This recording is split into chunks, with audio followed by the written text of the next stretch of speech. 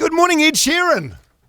Good morning. Well, actually, it's 9 p.m. here, but how are you guys doing? Listen, it's great to have you on the show. We know you do a lot of interviews, so just a bit of context as to who you're talking to. We are The Edge in New Zealand. I don't know if you remember, but a number of years ago, stop. I came and tattooed you and all of that. Yeah, you remember that? And the problem with that is... and I read fan fiction, I think, the first time I came there. And then you got me to play Lord, I think. We've got a history. We do. We've got a lot of history. And then you and I partied actually in Detroit together when you were opening for Taylor Swift on the Red Tour. You and me and Michael Gudinski, your friend from Australia, who passed away recently. Sorry, Ed. Can I just interrupt? Yeah. I didn't know this was a catch up between friends. Dom, just name dropping. You've been partying. Yeah. With Also, Ed as well. You guys are just jealous that you don't have a story. Actually. Meg, I'm going to throw Dom under the bus in front of Ed here. He always complains every time he talks about his tattoo, Ed, that you signed it with your album title X instead of Ed, and he's been dark on that ever since. That's true. Oh man, but you know it's from me, so there you go. Actually, when I'm back, I'll write Jim or something like that. Okay. Hey, it's great to have you back on our radio airwaves. I mean, we had Afterglow at the end of last year, but Bad Habits is something very different. We love it.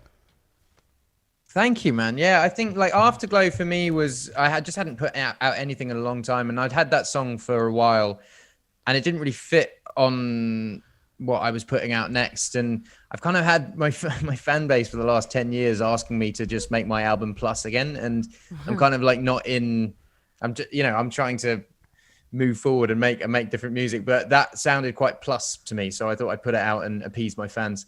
But thank you for playing it. This single is like about as different as it gets on the record. I think it's a dance tune, and I've never made a dance tune before, but I really wanted to make something sonically different. But if people are worried when they listen to it, the album is relatively normal. Just on that, like making something different, is it really hard now, Ed? Because there are so many songs out in the world now. It feels like you release a song and everyone goes, that kind of sounds like, and everyone compares it to something else that maybe you've never even heard of before.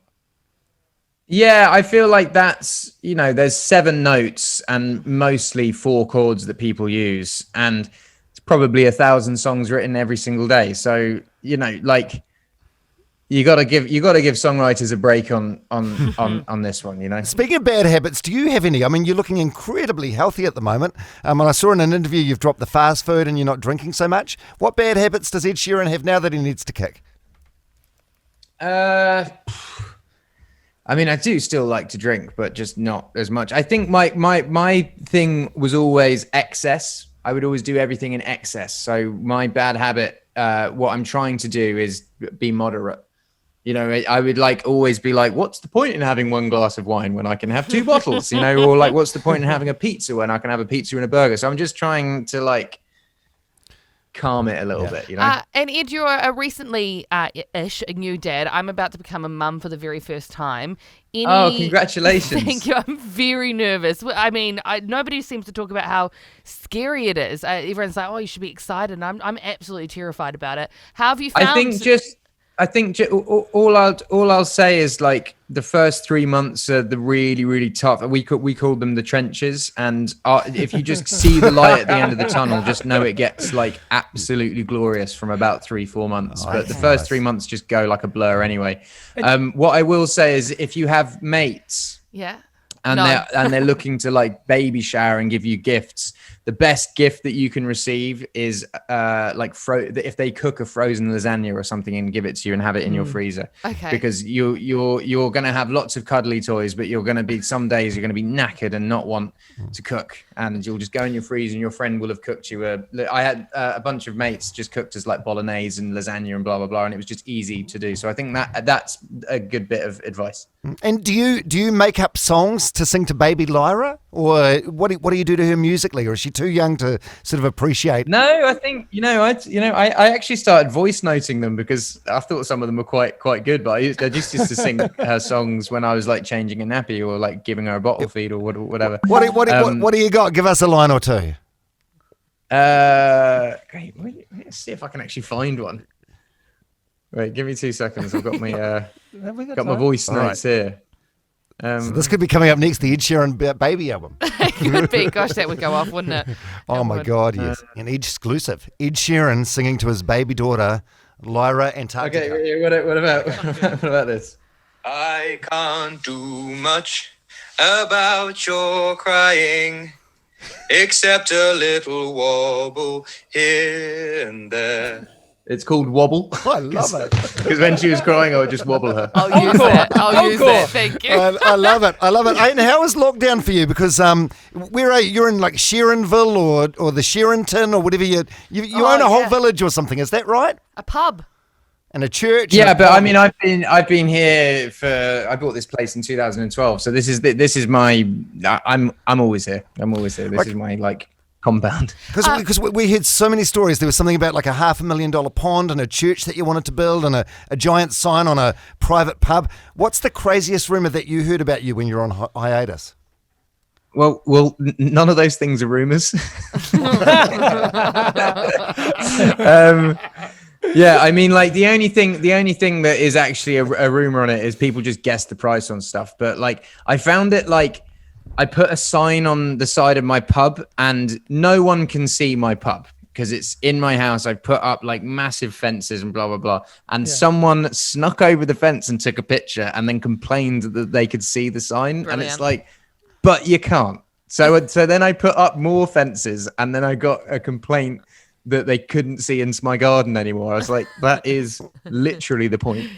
I heard a complaint about something about your pond killing off the frog life. Was that a rumor? Dude, before my pond was there, it was a field that had nothing planted in it, and now the pond, there's so much wildlife in my garden. I don't mow the lawn, the whole grass is overgrown. We've got rabbits, hedgehogs, hares, munkjacks. The frogs, the reason the frogs are there is because of the pond. Like there's like Right.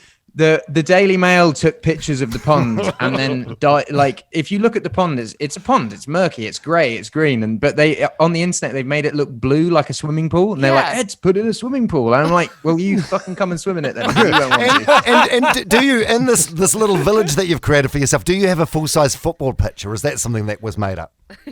I have a five-a-side football pitch, which my hasn't got a God. hell of a lot of use in the last 15 months. But you know, before I used to play a few games with my friends on there.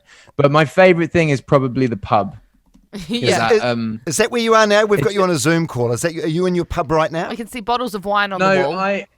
No, I am in. So actually, those bottles of wine are from the day that Michael passed away, and I bought a lot of bottles of.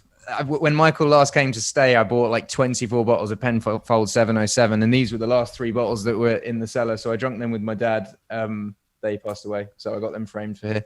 But no, I'm not in my pub. This is my office, and next door is my recording studio, and then the pub is kind of outside. But the pub is just essentially, you know, it's a man cave.